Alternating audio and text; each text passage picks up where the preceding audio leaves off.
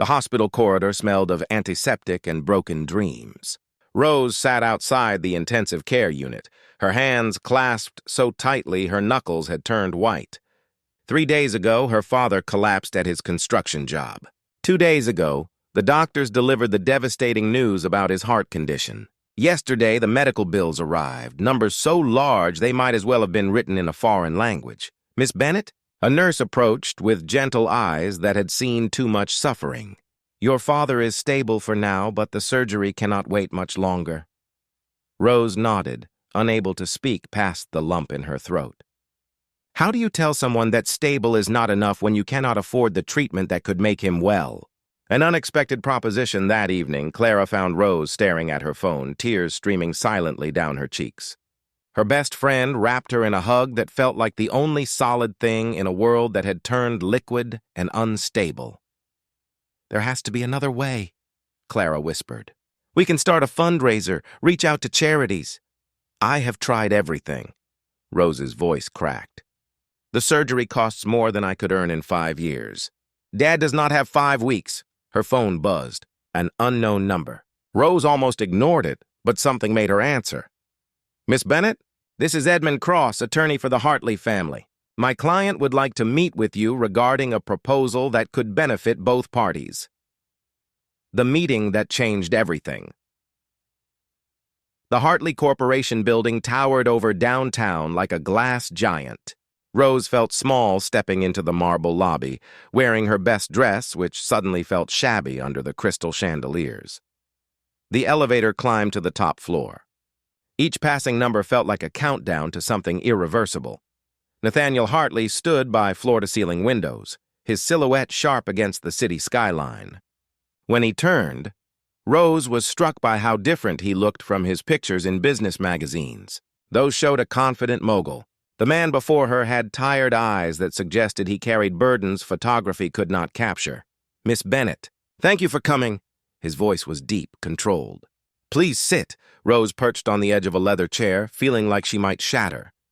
"Mr. Cross said you had a proposal." Nathaniel studied her for a long moment. "I need a wife.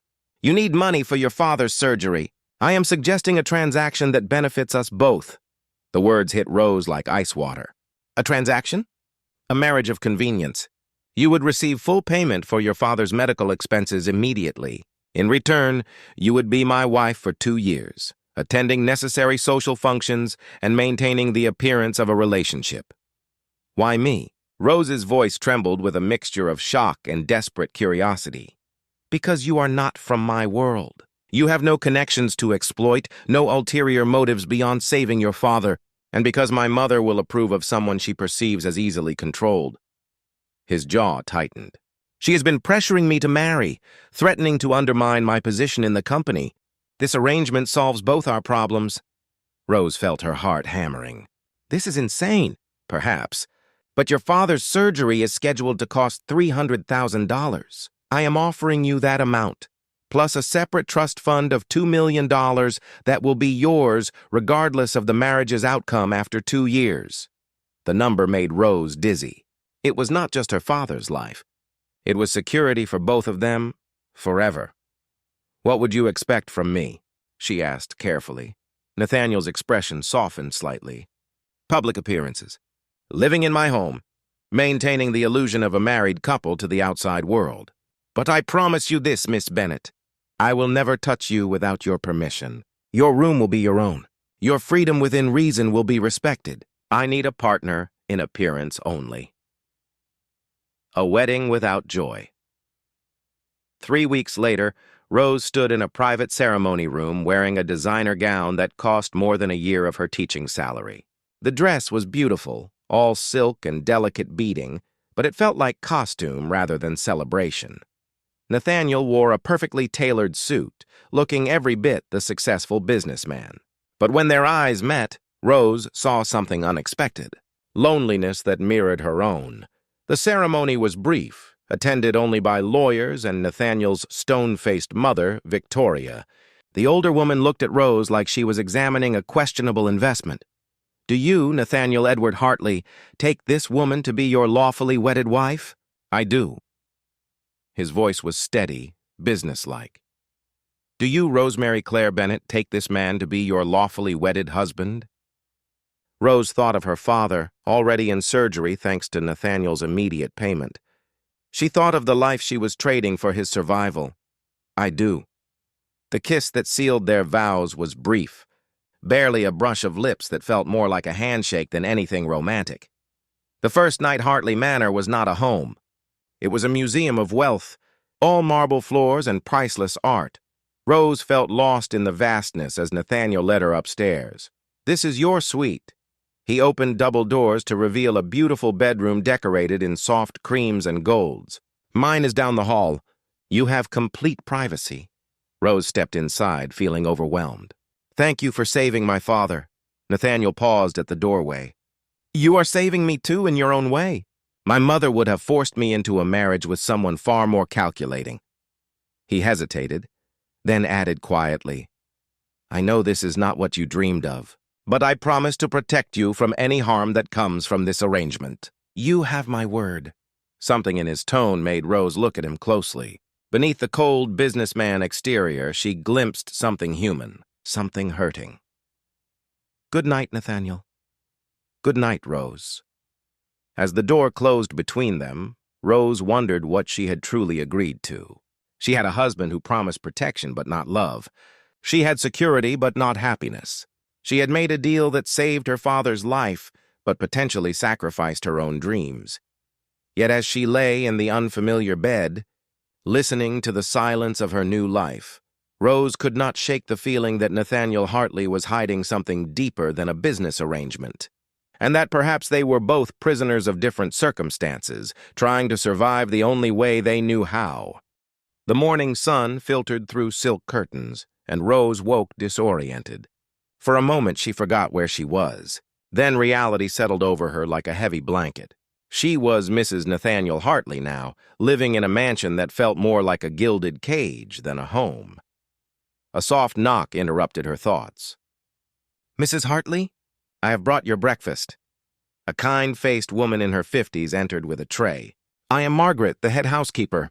If you need anything at all, please let me know. Rose sat up, feeling awkward. Thank you, but you do not have to call me Mrs. Hartley. Rose is fine. Margaret smiled warmly. Mr. Nathaniel is already in his study. He works quite early, that one. But he left instructions that you should feel free to explore the house and grounds. Everything here is yours to enjoy. After Margaret left, Rose picked at her breakfast. The food was exquisite, but she had no appetite. Her phone buzzed with a message from Clara. How are you holding up? Still cannot believe you actually went through with it, Rose typed back. I am fine. Dad's surgery went well. That is what matters. But was she fine? She was married to a stranger, living in a world she did not understand, playing a role she had never auditioned for. Unexpected kindness. Later that morning, Rose decided to explore. The mansion was even larger than she realized.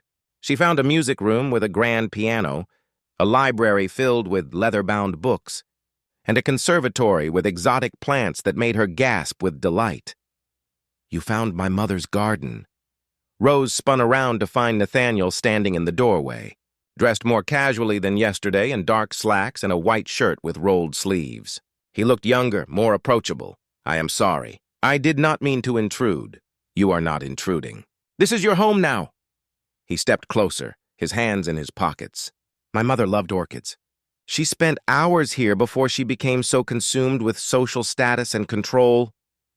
There was sadness in his voice that caught Rose off guard. She seemed very intense at the wedding. Nathaniel's laugh was bitter. Intense is a polite word.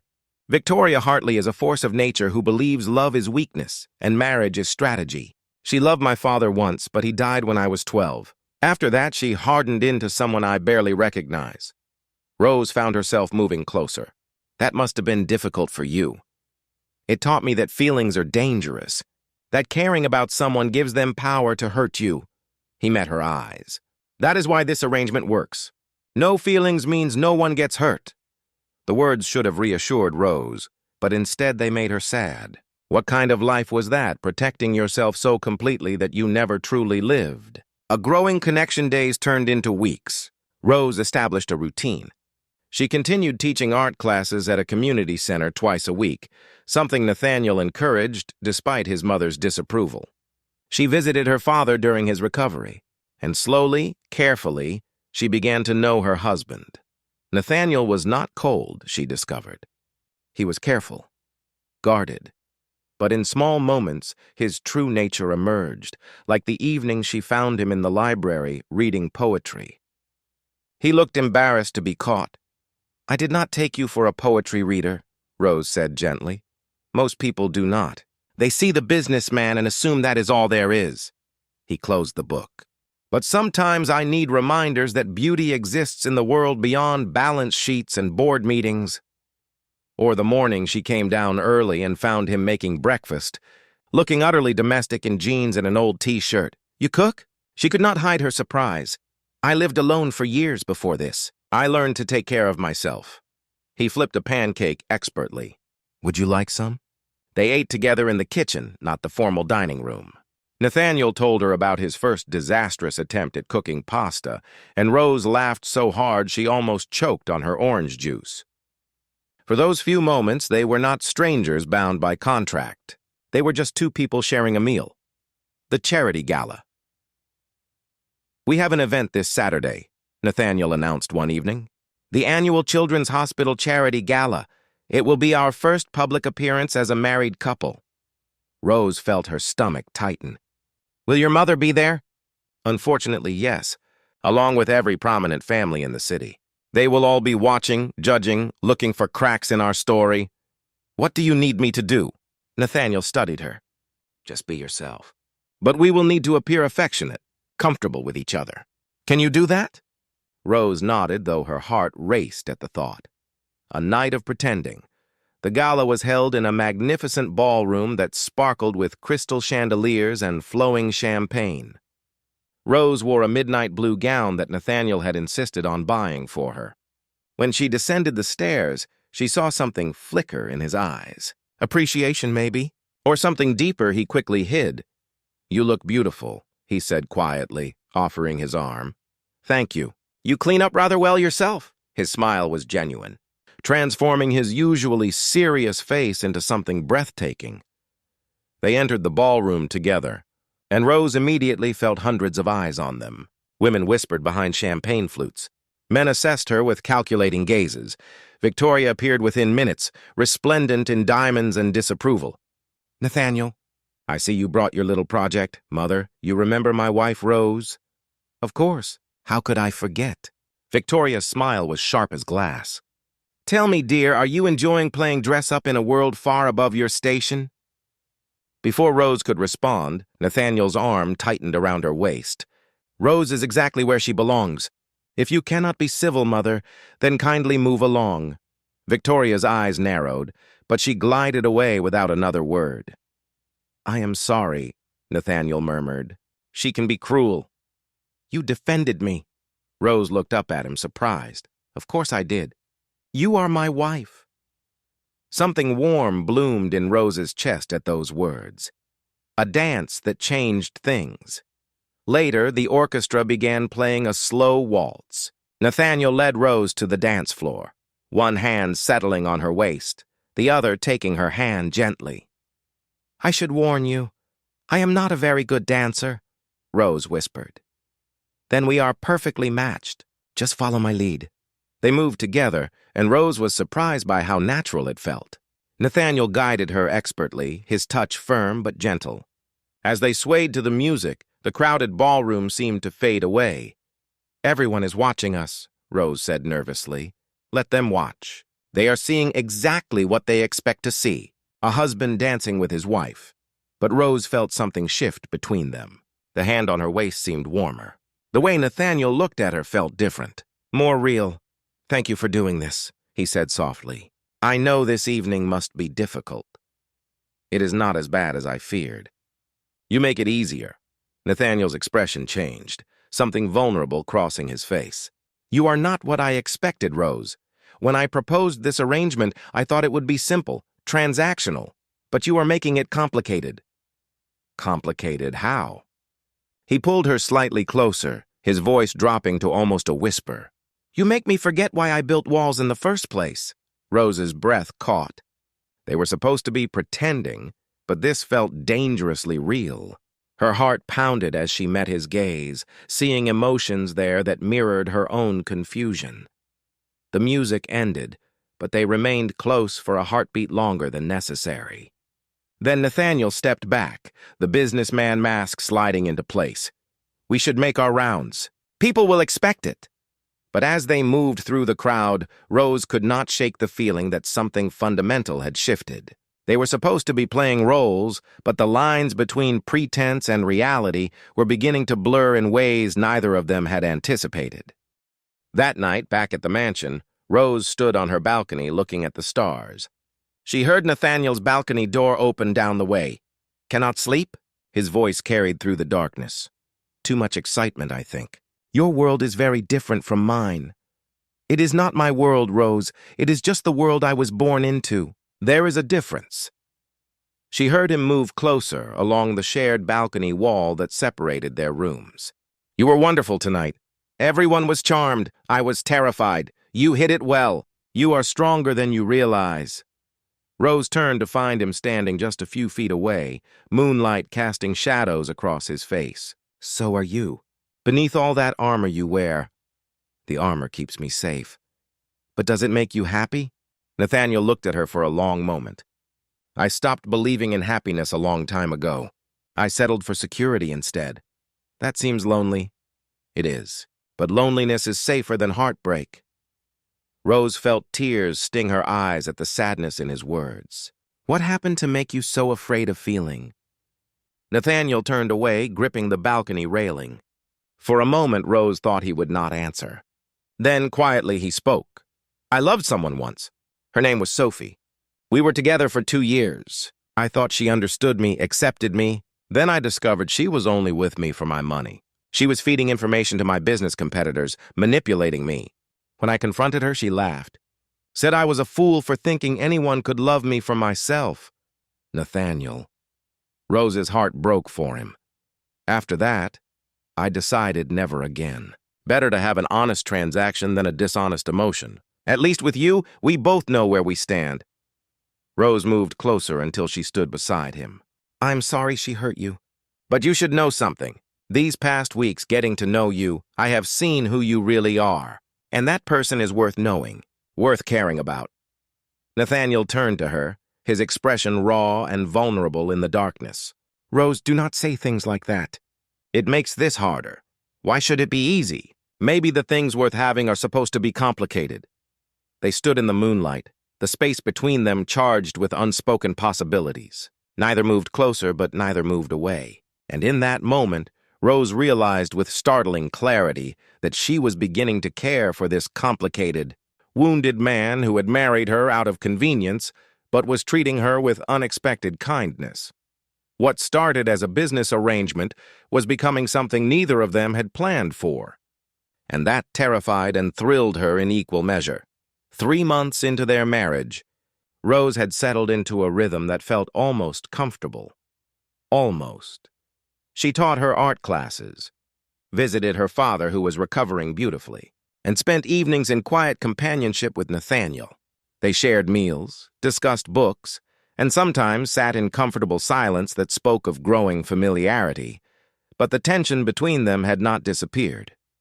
If anything, it had intensified. Every accidental touch sent electricity through Rose's veins. Every shared glance lingered a moment too long.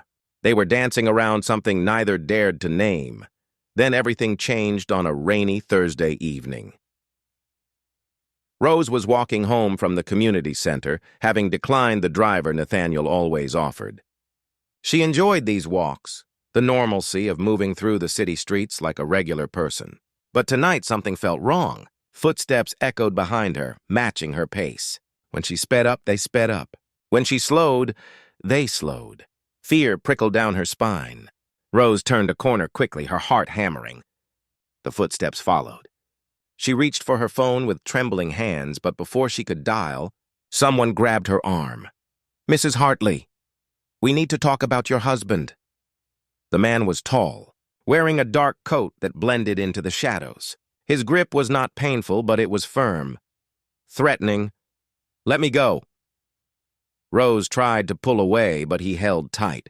Your husband owes some very dangerous people a great deal of money. Debts from bad investments, gambling. They want their payment, and if Nathaniel cannot pay, well, they will find other ways to collect. You are lying. Nathaniel does not gamble. The man laughed coldly. You really do not know anything, do you? Sweet, naive little wife, tell Nathaniel that Marcus sends his regards, and that time is running out. He released her suddenly, and Rose stumbled backward. By the time she regained her balance, he had disappeared into the rainy darkness. A husband's fury, Rose ran the rest of the way home, bursting through the mansion doors, soaking wet and shaking. Margaret gasped at the sight of her. Mrs. Hartley! What happened? Where is Nathaniel? In his study, but Rose did not wait. She rushed to the study and threw open the door. Nathaniel looked up from his desk, his expression shifting from surprise to alarm when he saw her state. Rose! What happened? He was around the desk in seconds, hands on her shoulders. You are trembling. Are you hurt? A man stopped me.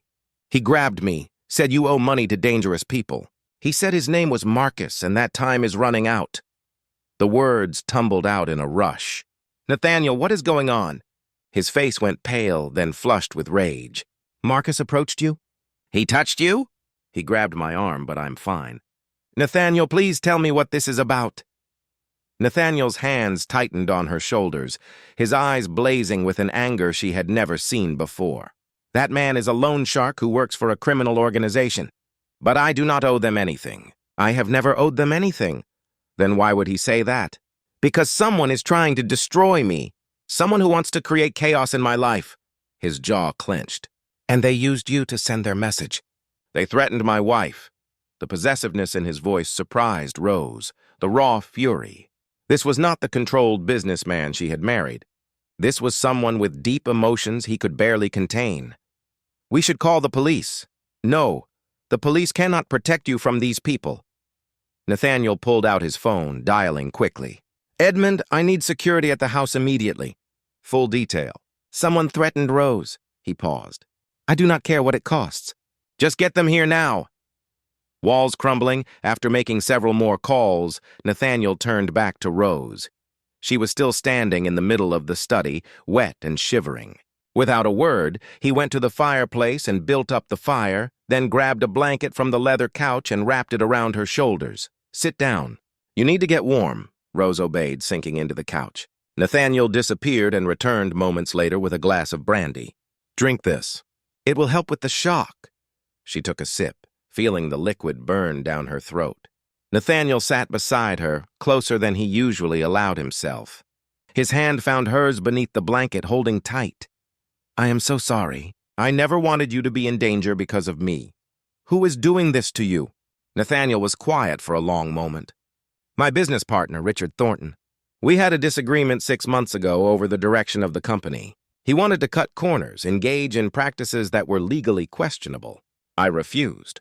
So he has been systematically trying to undermine me, spreading rumors, sabotaging deals. This is his latest move, using fear and intimidation. Why did you not tell me any of this? Because you were supposed to be separate from all that ugliness. You were supposed to be safe in this arrangement. His voice broke slightly. But I was a fool. There is no such thing as safe when you care about someone. Rose's breath caught. You care about me? Nathaniel turned to face her fully, his eyes intense. Rose, I have been trying so hard not to. Trying to keep this clinical, transactional. But watching you these past months, seeing your kindness, your strength, your joy in simple things, I have never been able to protect myself from. And tonight, when I thought someone might have hurt you, I realized something terrifying. This stopped being an arrangement a long time ago. The truth-spoken Rose set down the brandy glass with trembling hands. Nathaniel, I need to tell you something. I have been feeling the same way. Every day I wake up and tell myself this is temporary, that I should not get attached. But then you do something kind, or you smile at me in that way you have. And I forget all my careful reasoning. We agreed no feelings. But even as he said it, Nathaniel's thumb traced circles on the back of her hand. I know. I have broken our agreement. I am sorry. Do not apologize for that.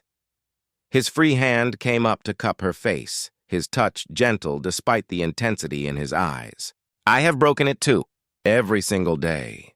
They sat in the firelight, the truth finally spoken between them. Outside, rain hammered against the windows. Inside, the air felt charged with possibility and fear. What do we do now? Rose whispered. I do not know. All I know is that I need you to be safe. I will hire security, keep you protected. Richard will not touch you again. I promise. That is not what I meant. What do we do about this?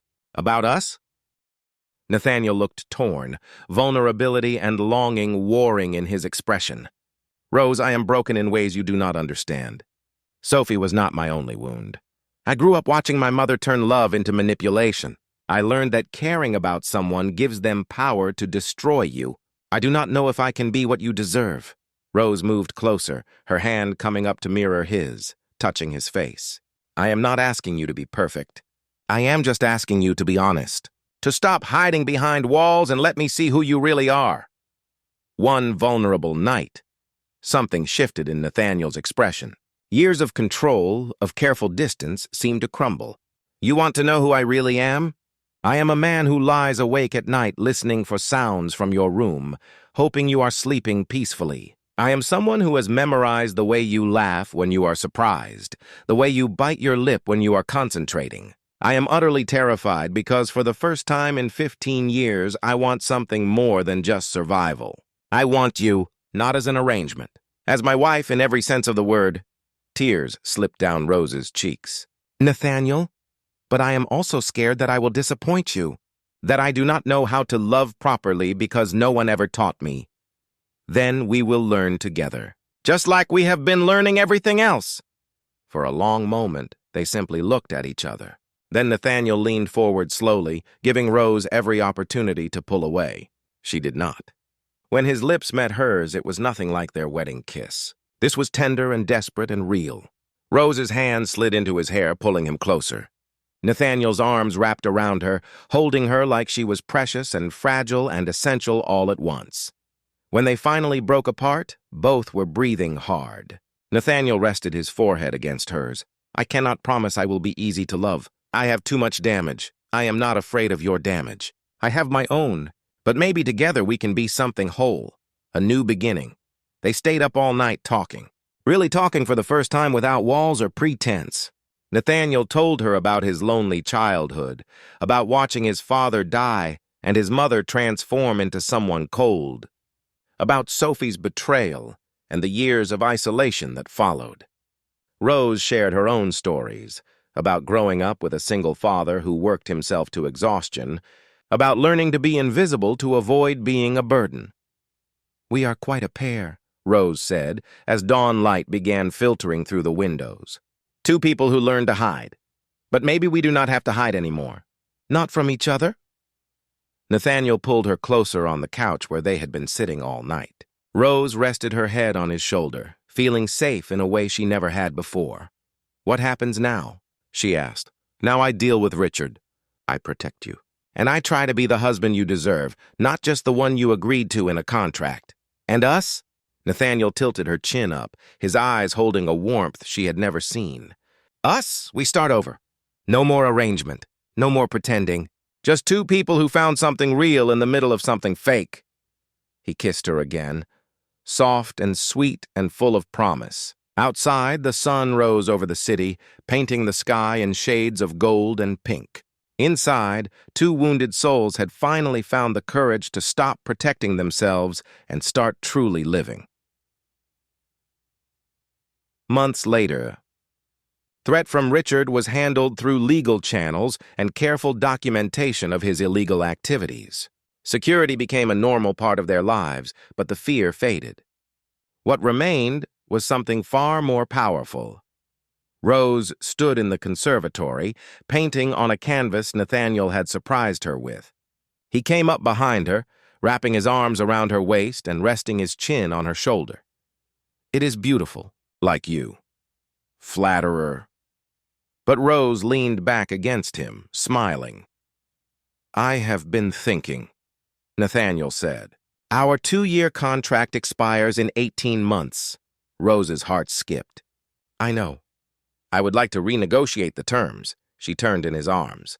Oh, yes, I propose a new contract. Lifetime duration. Terms include daily kisses, frequent laughter, occasional arguments because you are beautifully stubborn, and unlimited love without conditions or walls. Tears filled Rose's eyes. That sounds like an excellent proposal. Then you accept? I do. Again. And this time I really mean it. Nathaniel kissed her in the morning light, surrounded by his mother's flowers and the life they were building together. What began as protection had become love. What started as an arrangement had become a partnership. And two people who thought they were too broken to be loved discovered that sometimes the best things grow in the most unexpected places. Their story was not perfect. There would be challenges ahead, old wounds that needed healing, moments of doubt and fear. But they would face them together, two souls who promised to protect each other and then discovered something far more valuable. They learned to love truly and completely without holding back. And that made all the difference. The end.